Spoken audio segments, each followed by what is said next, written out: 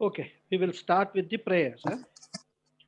Om Vakratunda Mahakaya Suryakoti Samaprabha Nirvignam Kuru Me Deva Sarvakaryeshu Sarvada Om Shri Mahaganapataye Namaha Om Shri Gurubhyo Namaha Harihi Om Sadashiva Samarambham Shankaracharya Madhyamam अस्मदाचार्यपर्यन्तां वन्दे गुरुपरम्पराम् अस्मद्गुरुभ्यो नमः श्रुतिस्मृतिपुराणानाम् आलयं करुणालयं नमामि भगवत्पादं शङ्करं लोकशङ्करं शङ्करं शङ्कराचार्यं केशवं बादरायणं सूत्रभाष्यकृतौ वन्दे भगवन्तौ पुनः पुनः ईश्वरो गुरुरात्मेति मूर्तिभेदविभागिने व्योमवद्व्याप्तदेहाय दक्षिणामूर्तये नमः श्रीमेधा दक्षिणामूर्तिस्वामिने नमः ॐ सहनाववतु सहनौ भुनक्तु सह वीर्यं करवावहै तेजस्विनावधीतमस्तु मा विद्विषावहै ओम शांति शांति शांति हरि ओम श्री गुरुभ्यो नमः हरि ओम Namaste to all of you, offering our humble pranams and invoking the blessings of Lord Medha Dakshinamurti, the entire Guru Parampara, my Gurus Swami Dayanand Saraswati ji, Swami Sadatmananda ji, Swami Paramarthananda ji, and all others who have taught me the subject of Vedanta. We invoke all their blessings and start the study of this Tattva Bodha text, which is an introductory text of Advaita Vedanta Siddhanta. And today is Vijayadashami day, a very auspicious day for beginning any study, a Vidyarambam day. So, my greetings to all of you on this occasion. And we make use of this auspicious occasion to start this study, and let us all pray to Goddess Saraswati, the goddess of knowledge and wisdom, to bless us to pursue this study successfully till completion. And with those prayers, we will briefly understand about Advaita Vedanta and also about this text Tattva Bodha. Some of you might have already been exposed to these ideas and these thoughts. Having said that, there may be some who may want some kind of an introduction. What is this Advaita Vedanta we are talking about, and what is this text? What is the role of this text in this subject of Advaita Vedanta? Vedanta starts with a statement which is a fact of every one of our life. All our experiences, if you look at it, is a mixed bag of happiness and sorrow or grief, whatever you may call it. They come and go. It's like a pendulum. Sometimes we are happy, sometimes we are grief stricken, or if not grief stricken, at least sorrowful, right? And while happiness is a welcome experience, we want to avoid this, grief experiences or the sorrowful miseries of our life. But having said that, we find that there is no way we can avoid this grief. There is no way that we can continuously be happy. And of course, the most ideal situation is that all of us should be very happy, always, eternally happy. But that kind of a situation eludes us. So Vedanta starts with this kind of a basic understanding of what our life now is. And then Vedanta goes into an analysis. Analysis of what? It is, nobody will analyze why I am happy. The analysis is why I become unhappy. What is it that behind this emotions of unhappiness that I experience? So Vedanta analyzes those emotions or those experiences of unhappiness or misery or sorrow, whatever you may call. And Vedanta comes to a conclusion that this sorrow or this misery that you are experiencing is because of, is a result of your ignorance. Ignorance of what? Ignorance of your real self. You have a misconception about what you really are, says Vedanta. And since ignorance is to be removed, what can remove ignorance? Only knowledge can remove ignorance. So Vedanta says that the solution to do away with the grief or sorrow lies in getting the knowledge of the self. And the self is called Atma in Sanskrit. One of the meanings of Atma is self. Another meaning is the innermost content of anything is Atma. But here, let us take the meaning. Self means, Atma means self. And this self-knowledge is therefore called Atma Jnana. So Vedanta is all about giving us that Atma Jnana, the true, the knowledge of our true self. Having said that, we will all say, what is this new thing you are talking about? We all know what we are. We have a very fair idea about ourselves, isn't it? How can Vedanta assume that we are ignorant of ourselves? This is a question which will come. You go and tell somebody you don't know anything, you say, I know everything, right? So, like that, we also assume that we know ourselves fairly well. So, what is it that new thing that Vedanta is bringing into the picture? Suppose if I were to ask you, each one of you, who you are,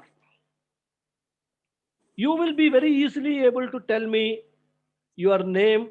You can give your self introduction, you will give your name, maybe your age, your job, what job you do, your qualifications, what all qualifications you have acquired, in fact your height, your weight, and your complexion, your fair or dark. In fact, if you see these matrimonial IDs, right, in these sites, matrimonial sites, these are all the detail. The explain about the boy and the girl, these are all the details they give, right? Complexion, fair, and age. Then there are additional horoscope details. That also is a introduction you may give. I am my star is so and so and so. I belong to so and so gotra, and all those kind of, this self introduction, whether you are married, you are not married, whether if married, whether you have children, you don't have children. This self introduction, if I ask you, you will go on for a few minutes, right? And all these descriptions that you give me will be relating to a self which is perceivable, experienceable, most importantly, experienceable by others. Others can see us, others can experience us, they can transact with us. And this has been our identity right from birth. There is no doubt about it, right? From the time we were born, and then the Namakaranam was done, a name was given to us. Right from that time, we are continuing to have this identity, right? And there has been no problem with that. We have been leading our life quite comfortably in whatever station that we have, we are in our life. And this has actually become our identification, our strong identity with all these aspects of the self, which I explained. We have become sort of closely attached to it. That is why, suppose if your name is A and somebody calls you by the name B, you will not answer. But then that somebody tells you, hey, I am calling you. You say, well, you are calling B. My name is not B. My name is A. So you have this identity that you are A. You are not B. Right? And this is a close, very close way we identify ourselves with all these features that I talked about, rather. And this applies to all other identities also. So if somebody were to say you are fat, you will say, no, no, no, I'm not fat. I am just athletic body, right? So, you know, we describe ourselves to others also in the form of these identities that we have. But what Vedanta says is, you are describing yourself in this manner because of your ignorance of your real self, what you really are. You don't know what you really are. So you are taking all these features and describing yourself. But you are not any of these. And this is the first shock Vedanta gives us. And even as we enter the subject, it tells us that what you are not that. So then we have a problem. Now, who am I is the question comes up in our mind. It says that it's a very valid question, who am I? Because you have an ignorance about yourself, your real self, your true self, and have also a misconceived notions about what you really are. So you suffer from two disabilities. One, you are ignorant of your real self. Not only that, you further go ahead and have misconceptions about what you are. So these two problems are there. If you are totally ignorant, then also it's not a big problem. But here you have got a misconception about what you think you are, Mr. A, you think you are tall, you think you are fair, you think you belong to this particular community. All those things are all misconceptions that you have developed. And this is highlighted through an example. What is an example? Suppose we have a house and we are asked, whose house is this? What we will say? We will say, this is my house. Right? Suppose we have a car and somebody asks, whose car is this? We will say, it is my car. Right? So when it comes to a house or a car and all that, our answer will be, this is mine, this is mine. Any other objects also you can extend this example rather. This shows that in our intellect, we make a very clear difference between me and mine, isn't it? What is mine is not me. I am different from the house, I am different from the car. So whenever we say mine, it implies that we are talking about two things. One is I and another is an object which I possess. It's very clear when it comes to a car, house, or any other object. That is why if a house is damaged, what we say, my house is damaged. Or a car is meets with an accident, God forbid. My car has met with an accident. This is what we say, isn't it? So far, so good, no problem. But the problem comes when somebody asks you, showing your hand, what is this? You say, my hand. No problem. What is this? You say, my body. You say, my mouth, my nose. All those things you say. So here also, without our realizing, what we are implying is that I am different from the body. I am different from my hand. I am different from my nose. If they say, they call, who is Mr. A? That is my name. So I am different from my name. So whenever you are saying mine, mine, mine, mine, or my, you are intellectually acknowledging the fact that you are different from all those things. So far, so good. But now the problem happens. If your body falls sick, you say, I am sick. You don't say, my body is sick. If your hand is hurt, you say, I am hurt. You don't say, my hand is hurt. Whereas in the case of a car and house, you said, my car is damaged or my house is damaged and all that, right?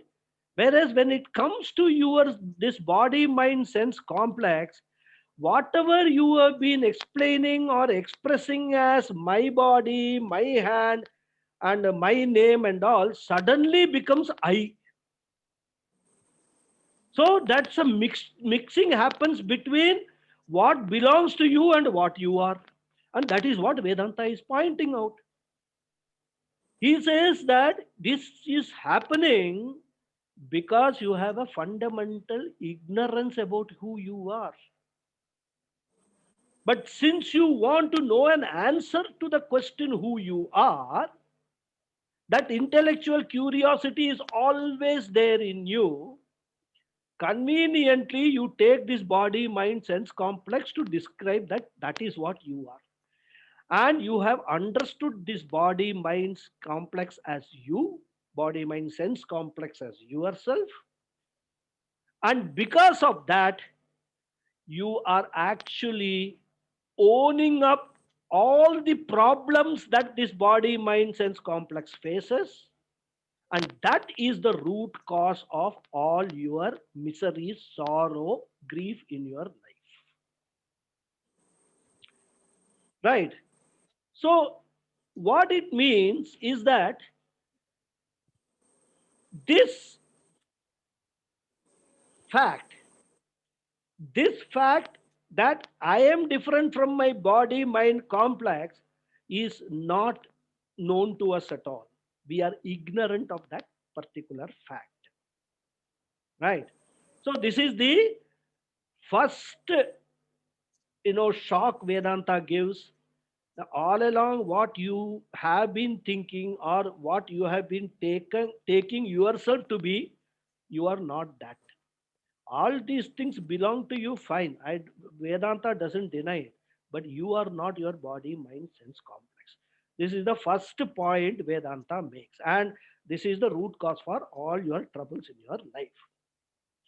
And because of your self ignorance and your misconception, you have misunderstood all these identities to be yourself, and you have actually been ignoring your real identity, your true identity.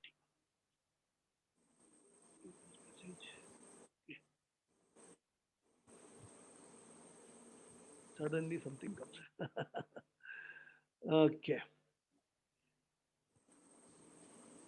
And the entire study of Vedanta,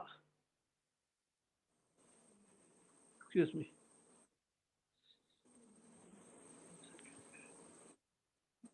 yeah.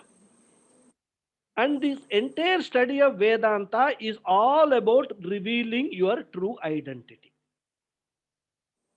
In fact, Vedanta holds a mirror in front of you for you to see beyond your body, mind, sense complex, beyond your names and possessions, beyond what all you have and what all you have been identifying yourself with, and then help you to identify your real self. And through this, help you to gain that knowledge of your real nature, your true nature, which is, Vedanta says, is Sat, Chit, and Ananda. These are all technical terms we will see when we see the text.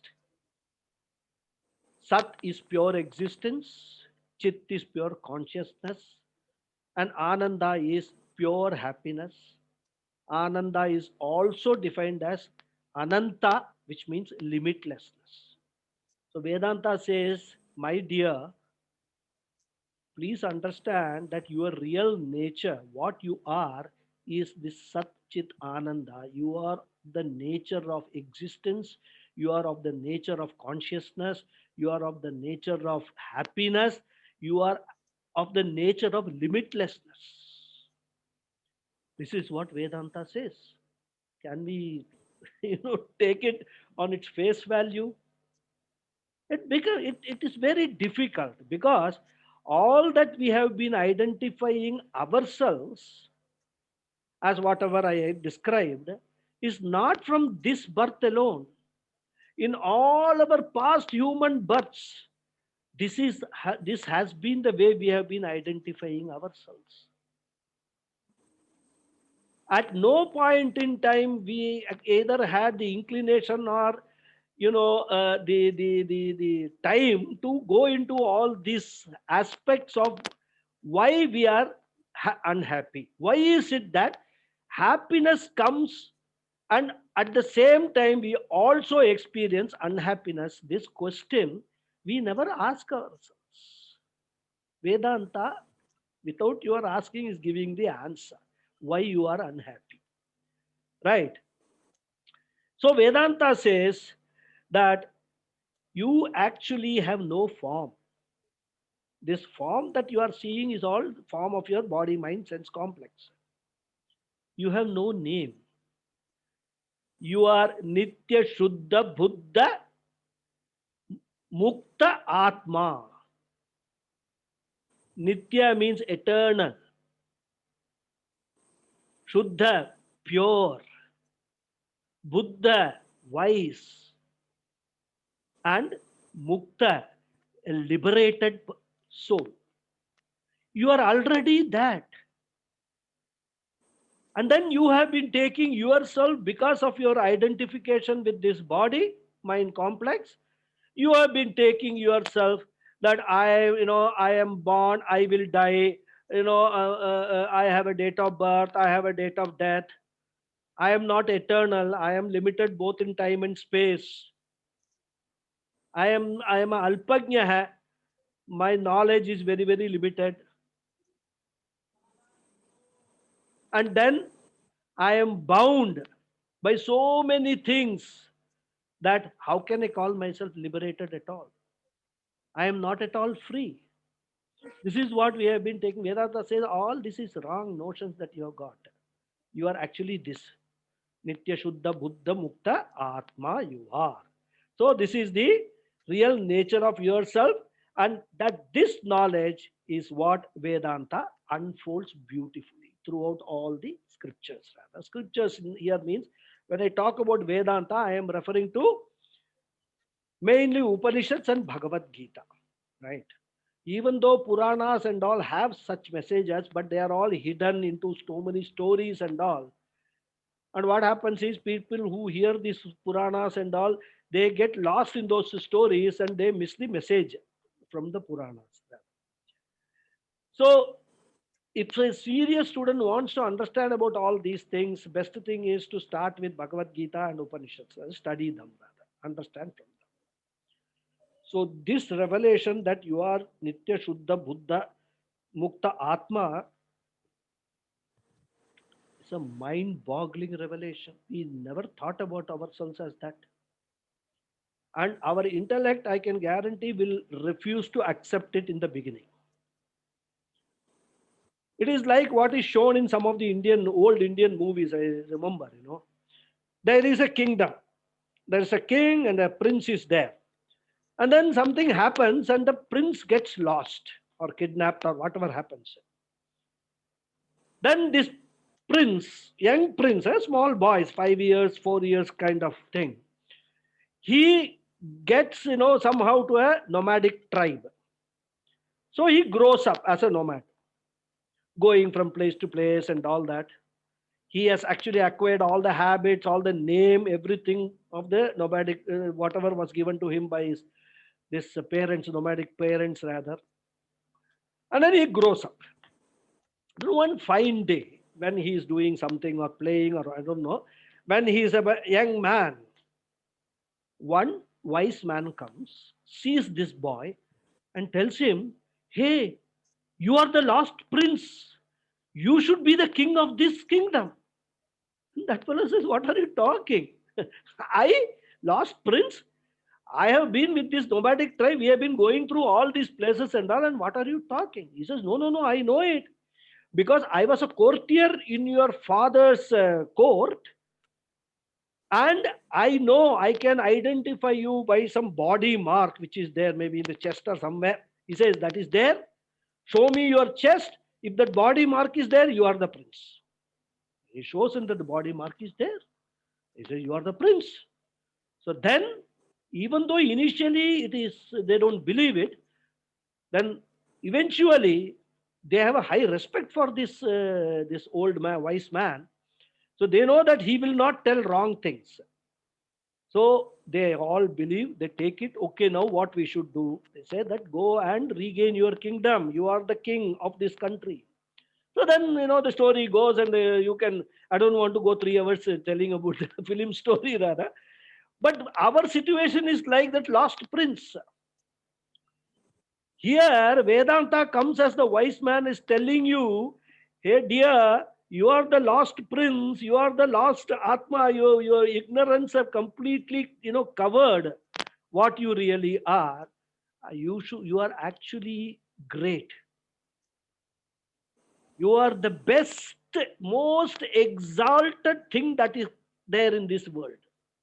Do we ever take ourselves to be like that?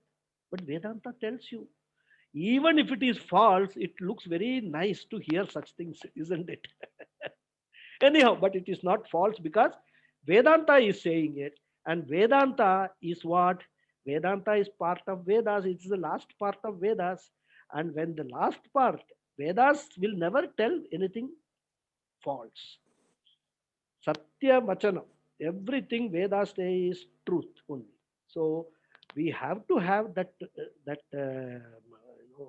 pramana buddhi in the Vedas for us to say yes. That since Vedas are saying it, on the face of it, I will accept what Vedas are saying. So this is the first shock or the first thing which Vedas point out rather. But as if this is not enough, Vedanta further analyzes the nature of Ishvara or God and also the nature of this entire world, what we call Jagat, and concludes that the nature of that Ishvara or God is also Nitya Shuddha Buddha Mukta Ishvara Swarupa. So you are also Nitya Shuddha Buddha Mukta Swarupa. Ishvara also is Nitya Mukta Buddha Shuddha Swarupa, Mukta Swarupa. So there is no difference between you and that Ishvara. Your real nature and the Ishvara's real nature is one and the same. Your real nature and the God's real nature is one and the same. You are God. Tattvamasi. That is what Vedanta says. Chandogya Upanishad repeats this Tattvamasi 9 times in the 6th chapter. So, this is the second shock with Vedanta is giving. That you are equated to the, the omnipotent, omniscient, Sarvajna, Sarvavyapi, Sarvashaktiman, Ishvara. You are, it says. But we have always been taken ourselves as what? Alpagya hai, Alpashaktiman. We are not able to get up from the bed. We don't, sometimes old age, we don't have strength to get up from the bed. It is not you, it is your body which is not able to get up from the bed. But we unfortunately take it that I am unable to get up from the bed because of this self misconception and self ignorance, rather. And this is the second shock Vedanta gives. The first shock is you are not what you believe yourself to be. You say, okay, you are saying it, we'll accept it. Second thing Vedanta says that you are equal unto Ishvara. You and God, there is no difference. Tattvamasi, you are the God, that thou art. You are that Ishvara, you are that Paramatma. So we say, okay, what more? So Vedanta now gives another revelation. What Vedanta says, and this is very interesting, he says this entire world that you are experiencing, we have analyzed it. That is not real. It appears to be real, but it is only an illusion that you are having. There is no world. Now you say this is too much. Huh? We are transacting with this world every day in and day out. We are having so many, transactions, so many interactions with this world, and you say it doesn't exist. What is this? So Vedanta says yes, and there's a beautiful Vakya. Vedanta Vakya. It just encapsulates everything rather. It says, Brahma Satyam Jagan Mitya Jivo Brahmeti Naparaha. Brahma means we will study Brahman. What? Brahman, we can take it now as Ishvara. Ishvara is the only truth. Brahman is the only truth. Brahma Satyam. Jagan Mitya. This world is an appearance. Mithya word we have to understand very carefully. It doesn't mean false. It only means that it doesn't have its own independent existence. And because it depends for its existence on Brahman, it borrows existence from Brahman and it appears to exist. So Mithya means that which appears to exist, but actually it doesn't have its own existence. That is Mithya. So Jagan Mithya and Jivo Brahmeti Naparaha. Jiva means you, the Jivatma. Brahma means Paramatma. Naparaha, there is no difference. There is not different from Jivatma and Paramatma. They are not different. They are one and the same. So this is the third, I would call it, missile which Vedanta gives. So three things it says, which we have never even imagined, which we have never even thought about such things. First thing is you are not what you take yourself to be. You are not this body, mind, sense complex. First thing. Second part, it says that you and Ishvara, you and Paramatma, there is no difference. You both are same. You are Paramatma, Tattvamasi, or Aham Brahmasmi. And the third one, it says that this entire world that you are experiencing, you are taking it to be real, actually has a dependent existence and it's only an illusion. Actually, there is no world like that. These three things Vedanta says. And all these things will sound very, very, like too much for anybody to digest. I almost bordering on blasphemy, isn't it? If I have to use that particular word rather. But the fact is, Upanishad after Upanishad, and including Bhagavad Gita, is giving the same message. If one text is giving such a message, we can understand. But 108 Upanishads, each one is giving the same message. So there has got to be some truth in all these things. Right? So therefore, there will be a natural curiosity in the minds of some people who are more inclined to think in these terms. Who am I? Question. comes in their mind, they want to study this subject more and evaluate for themselves whether what is being said is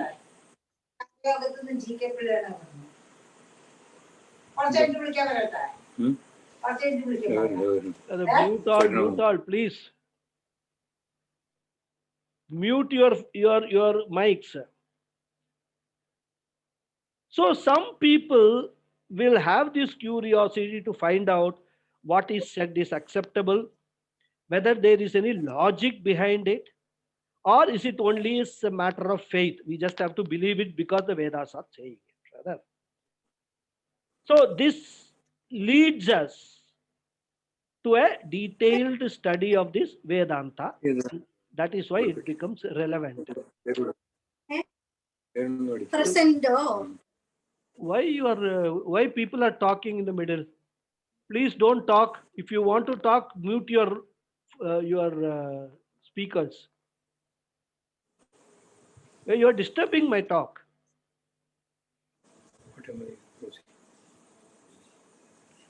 Still, I am muting everybody, and somebody is unmuting himself or herself.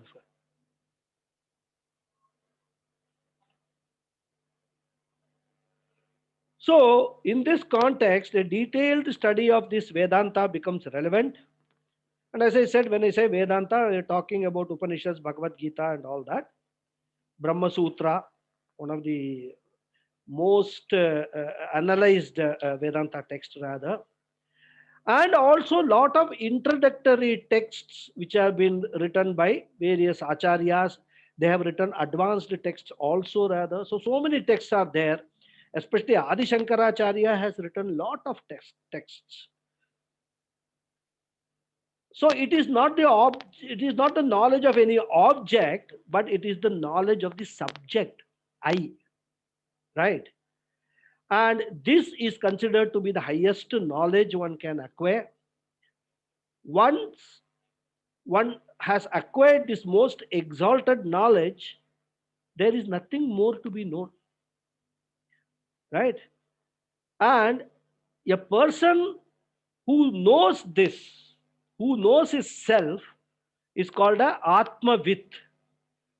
Vit means who knows. Atma means his true self, right? A person who knows his true self is called a Atmavit.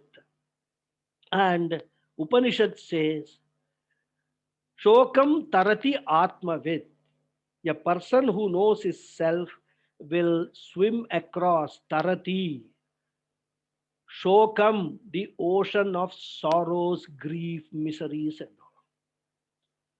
So a person, so the Vedanta, it says that if you gain this knowledge of yourself, if you assimilate this knowledge of yourself, and after assimilation, if you always abide in this knowledge of your real self, you will be eternally, permanently happy. No misery, no sorrow, nothing will touch you. That is the secret Vedanta reveals for permanent happiness. So, this is the Atmavit is reference to a Jnani, right? And Tattva Bodha is an excellent text to start this study for acquiring this knowledge, rather. And it is an introductory Vedantic text that is what is called a Prakarana Grantha, which is taught to beginners who are serious students of Vedanta, rather. They are serious about acquiring this particular knowledge. So that is why normally Vedanta is taught only to people who really are serious. People who just curiosity want to attend a few classes and all that, the acharyas will not be interested in teaching them. If you are serious, if you want to pursue this as your life's goal, the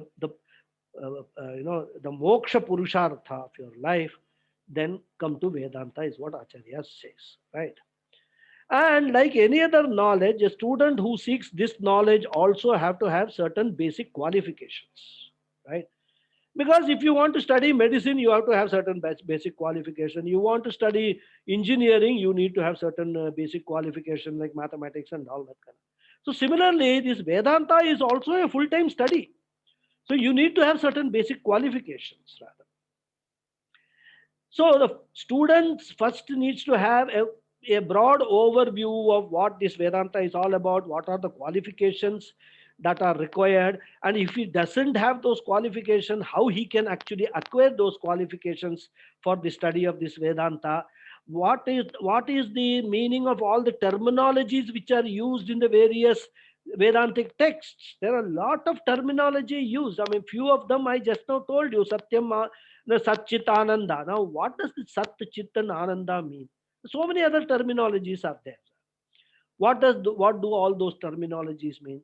For learning all these things, this Tattva Bodha is a very good introductory text. It's a very good primer rather for this purpose. Okay. So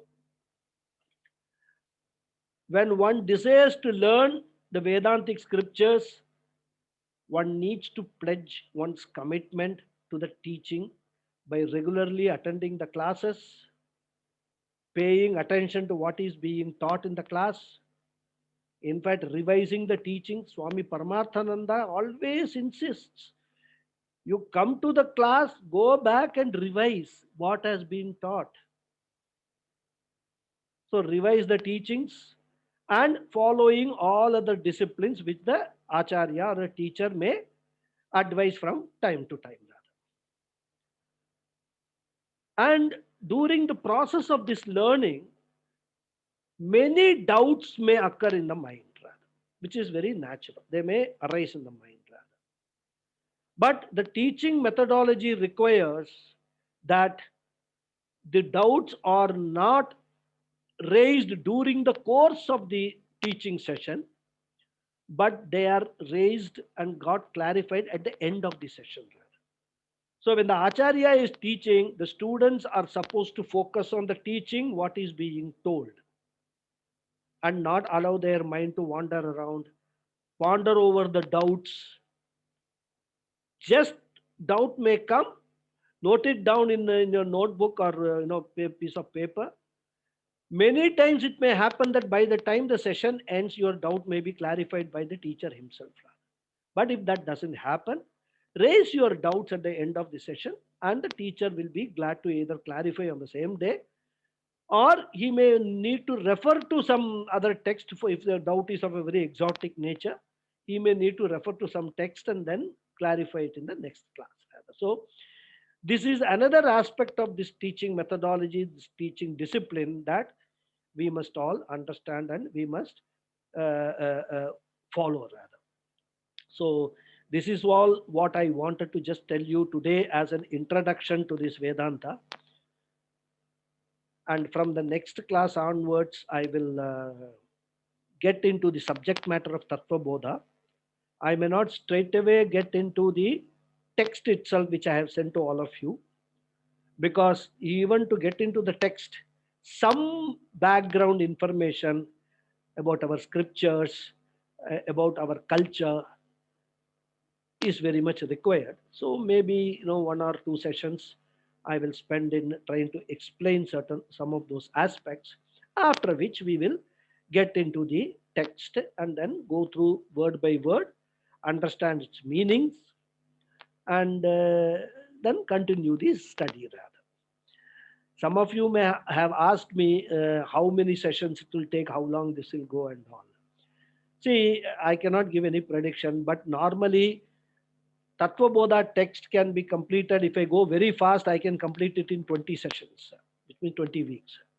But if I go in a pace which makes sense to everybody who is attending, then it may go to something like 25 to 30 sessions rather. But we will see. We need not have any pressure that when we are going to complete and all that. It's not like a school study that we are waiting for the final bell to ring to rush home, right? So let us enjoy this learning. Let us enjoy this because you're all joined voluntarily. So I hope that this will really enthuse you to learn more and more about Vedanta. and also Tattva Bodha. I taught this in Nana Nani where I stay, and then afterwards those students actually learned Kathopanishad also. So now they are learning Atma Bodha. So this actually is a very interesting, subject rather, because for all of us, the most interesting subject is what? Myself, isn't it? Right? Because as it says in the Shastras, the person whom we love most is our own self. Right? So that is what the reality is. We may all say, no, no, no, I love X, Y, Z and all that. You love X, Y, Z because you love yourself. That is why. So anyhow, we'll get into all those things when we discuss the details. So I once again offer our prayers and seek the blessings of our Guru Parampara and all the Ishwara, Lord Veda, Dakshinamurti and all my teachers, and on behalf of all of you. And then we will continue in the next class. That will be on Saturday, 31st October at the same time, 7 p.m. IST. I'll say the prayers, and then if there are any questions, I will take it. Om Purnamadah Purnamidam Purnat Purnamudachyate Purnasya Purnamadhaya Purnameva Vasishyate. Om Shanti Shanti Shanti. Harihi Om Shri Gurubhyo Namaha. Harihi Om. Thank you all. Are there any questions? You can unmute Thank you, yourself. Guruji. You can unmute and then ask. Can I say something, Raghuji? Yes, it's not questions. Mm-hmm. Yes, I unmuted. What I wanted to tell you, Raghuji, I mean, I was surprised. Now I put a name to the book that I already have. I have the entire transcript of Tattva Bodha with your commentary, transcription and pravachanam. And I just, yesterday, 2 days ago, I saw it was transcribed by Raghu Ganapathy. Yes, I said, did. Wow. Master In fact, himself is going to, I'm going to go. In fact, my foray into Vedanta started with when I was in Kuwait, right? When I was in Kuwait, yes. So there is one Swamini called Swamini Atma Prakashananda. I don't know whether you have heard. Yes, I've heard about it. Puja Swami. Yes, I heard about her. She's in UK, she's in London.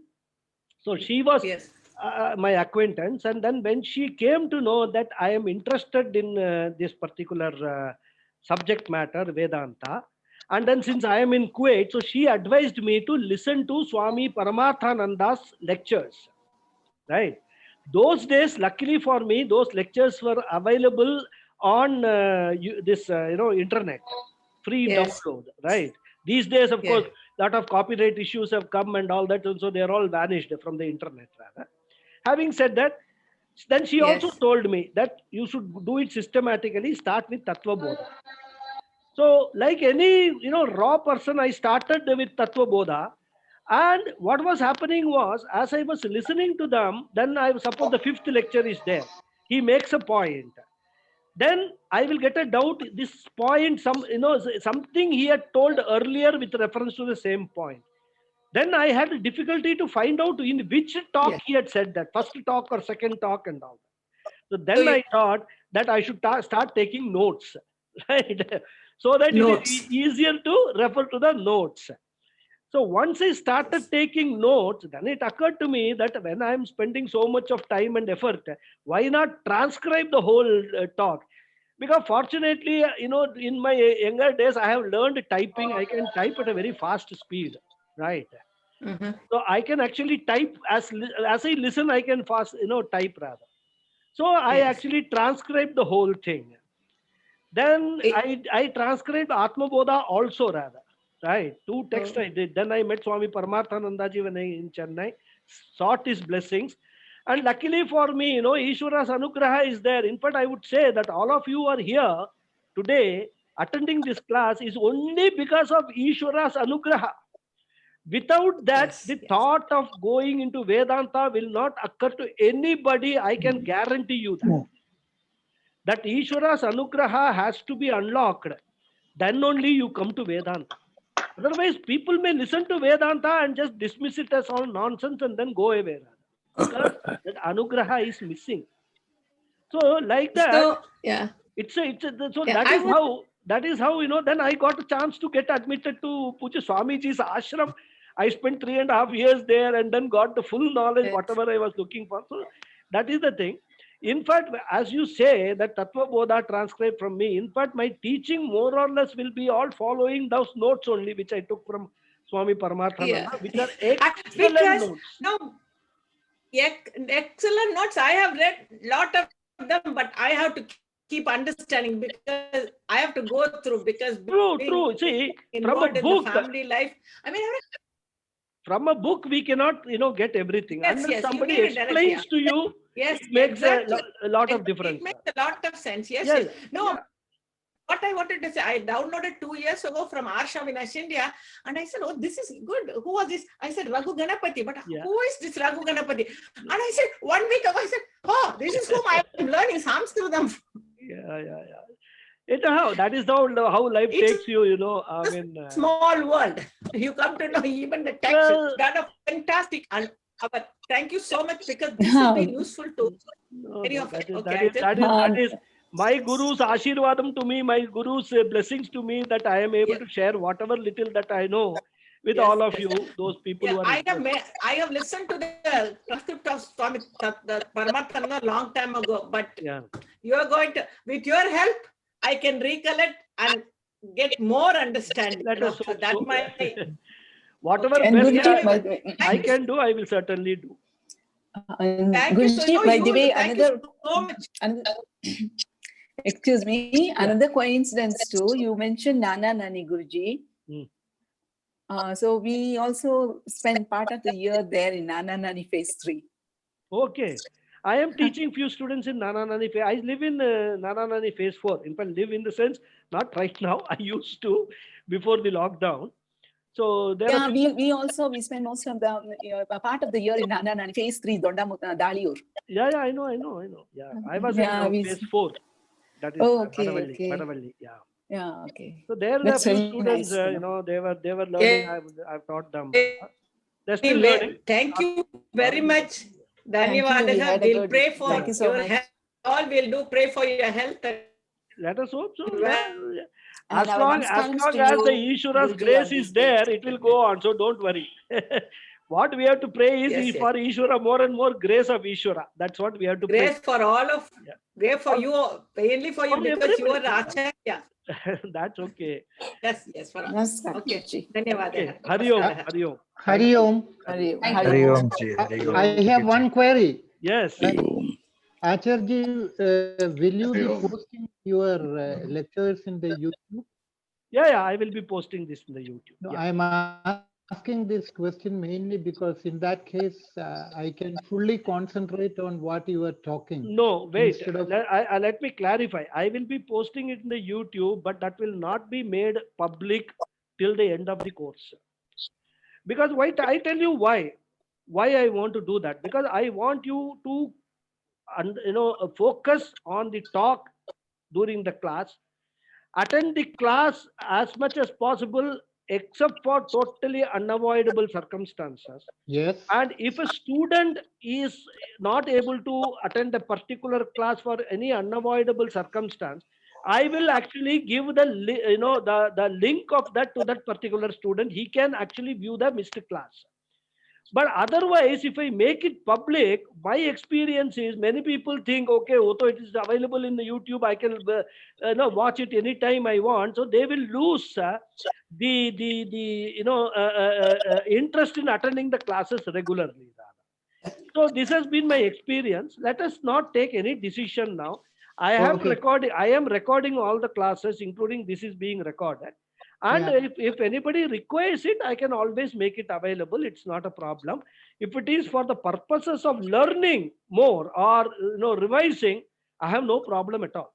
But if it's a question of substituting for attendance in regular class, then no, I will have to think about it. So we will take it as we go along. No problem. I mean, no, I asked this question so that when you are giving the lecture, I can fully concentrate on what you are talking instead of in between writing. So my concentration on the teaching, sometimes I may miss the point.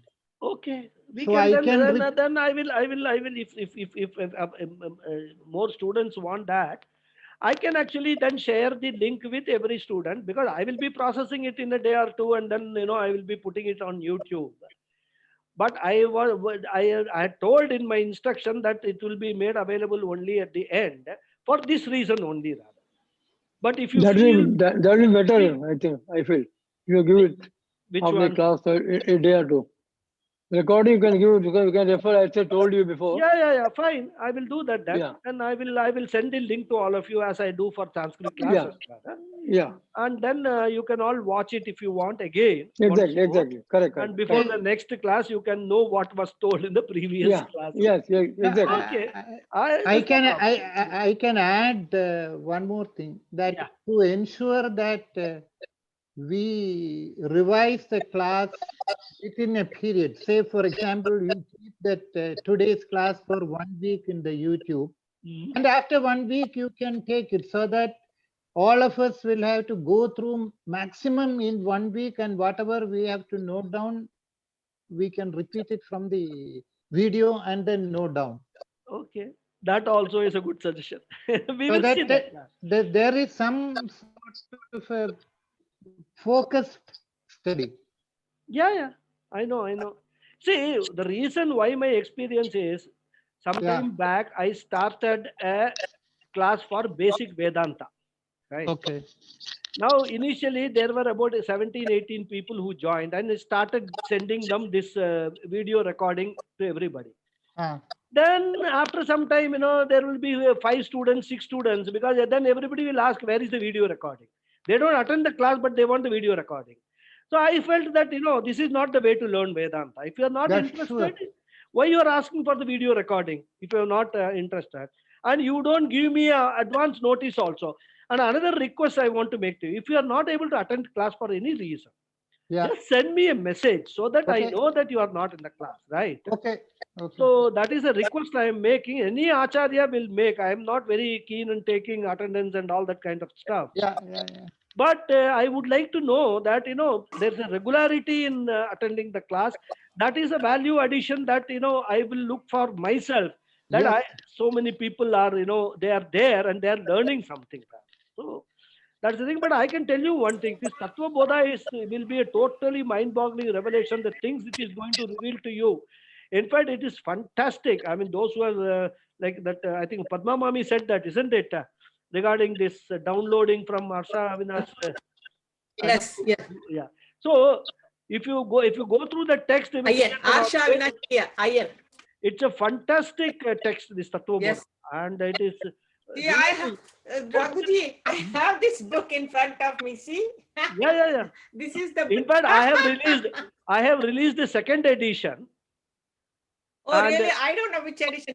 Yeah, this was 2 years ago. So this was 2 years ago. It's an old edition. They got a lot of mistakes, because I did that work when I didn't know Sanskrit, when I didn't know much about Vedanta, right?